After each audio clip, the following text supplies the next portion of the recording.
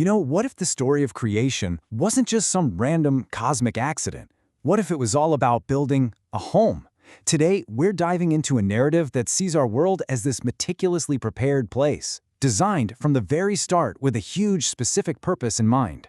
So this whole story kicks off not in silence, but with this incredible shout of joy.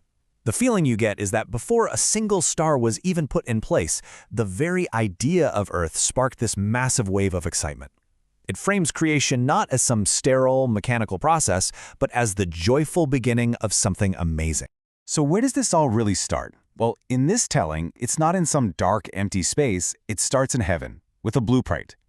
The whole idea is that Earth wasn't an accident.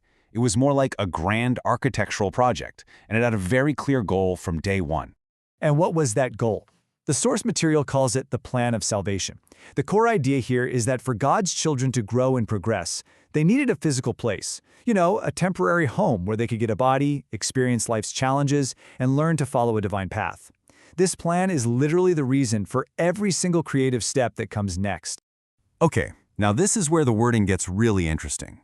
The narrative doesn't say the Earth was created from nothing. No, it says it was organized from matter that was already there. It really drives home that idea of a thoughtful, deliberate architect bringing order out of chaos, specifically to build us a home. So we've got the why down, now let's get into the how. The process is broken down into these creative days, and each one lays a brand new foundational layer for the world. Let's see how this incredible construction project gets started. The first 3 days have this really clear pattern. It's all about separation and organization. First up, light is separated from darkness. Then, the waters get divided by an atmosphere. And finally, land is pulled apart from the sea. You can really see the logic here, right? Each step makes the environment more stable, more complex, and gets it ready for what's about to happen. Let's zoom in on day one for a second. We're not just talking about flipping on a light switch here. This is about establishing a fundamental rhythm for the entire planet. By separating and actually naming day and night, a sense of order and predictability is introduced. It's the very first, most basic act of organization. By day 3, things start getting really dynamic. The planet isn't just a static ball of rock and water anymore. Dry land shows up, and right away, it's made fruitful. And here's the kicker. Not only is life introduced, but it's given this built-in ability to sustain itself through its own seeds. The world is literally becoming a self-sufficient system. All right, the foundation's in place, the stage is set. What's next? Well, now it's time to fill that stage with lights, with rhythm, and with life. On day 4, the atmosphere clears up, making the sun, moon, and stars visible from down on the surface. They're put in their places to act as this grand celestial clock. Then on day 5, we get the first animal life. The oceans start teeming with fish, and the skies fill up with birds. The whole pattern has shifted now from just organizing the space to actively populating it. And this is a huge turning point. Just like the plants before them, these first animals are given a command: multiply and fill the earth.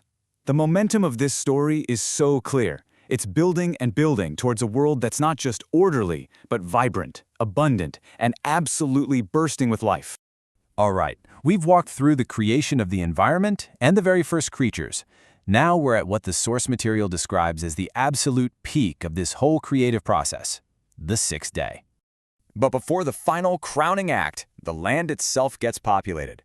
The narrative talks about livestock, wild beasts, and all the things that creep along the ground. This fills out the whole land-based ecosystem, getting the stage perfectly set for its future caretakers. And here it is, the climax. This quote just hits different, doesn't it? The language itself shifts to something more personal.